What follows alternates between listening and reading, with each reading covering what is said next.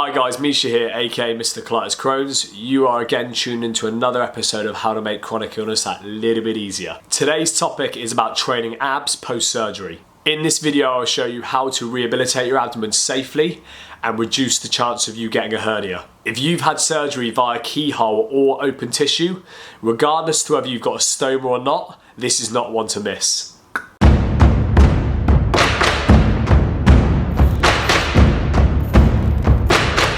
So here we are guys, we're at the gym.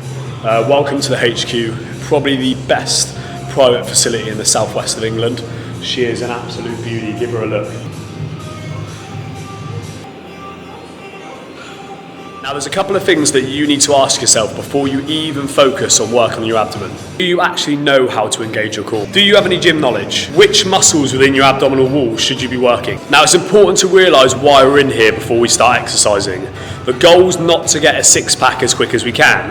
The goal is to rehabilitate your abdomen and get it nice and strong to stop you getting a hernia. Now we've got that cleared up, let's get into some of the exercises that you should consider in order to get a stronger abdomen. Remember, like I said earlier, we want to work the muscle but not too directly. We want to indirectly impact the muscle, and we can do this by hitting different angles and different muscle groups which are going to put pressure on your core. Right guys, enough of me talking now, let's get down to business. I'll show you these exercises and how they're done. Now it's really important to understand that any exercises that I show you today should be done in a really controlled environment and should also be done at the right time after surgery. So first up we have a core rotation, which is a brilliant exercise to work the obliques, which are essentially the little muscles that are attached to the rib cage around your abdominal muscles. Now you should use this exercise initially as a stimulation exercise to wake up all the small muscles, all the intricate muscles around the abdomen. It will also load the lower back, which is a good thing. You can hit multiple angles, as you can see here, from a higher position and a lower position, and they're just going to affect the back and the abdomen in slightly different ways. Next up we have what's known as a Pavlov press. Now this movement is a static exercise. As you can see, I only use the arms. I keep it about sternum level and push directly out in front of me.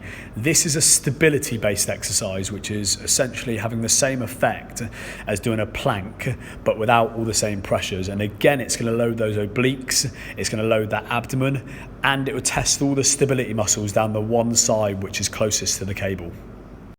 Next up, I've opted to use the TRX because it's such a brilliant piece of equipment. You can literally hang it on anything. It only costs about £100. Now I'm doing an open up, which again is going to load the abdomen. The further I bring the feet in towards the wall, the more challenging it's going to be. So basically start this movement more stood up, and as you get better and as you get stronger, slowly walk your feet closer and closer to the wall. So the next movement is a crunch, not a sit-up. The crunch is essentially to load the upper segment of your abdomen. So if you've got scar tissue in the upper segment, the range of movement is going to be smaller. One of the most important points on this movement is that the range of movement is very, very small and really controlled. Now the next exercise is known as a glute bridge. The reason I've put a glute-based exercise in here is because it is the antagonist to your abdomen. It's the opposing muscle group, meaning if you have strong glutes and a strong lower back, your abdomen will only get stronger and you'll reap the benefit. So as explained earlier guys, the exercises that you've just seen are a way to work the abdomen without putting too much pressure on it. This way over time you'll just slowly get stronger and stronger and then be able to do more and more. And I'm in no means saying that in time you won't be able to do a sit-up or a leg raise in the gym, but you've just got to build yourself up to doing those exercises. I've been personal training for around 6 years now, and I deal with a lot of rehabilitation on a daily basis. And what I've really learned is the body just takes time to get stronger and takes time to heal. And if you rush that process, you'll very quickly go back to square one.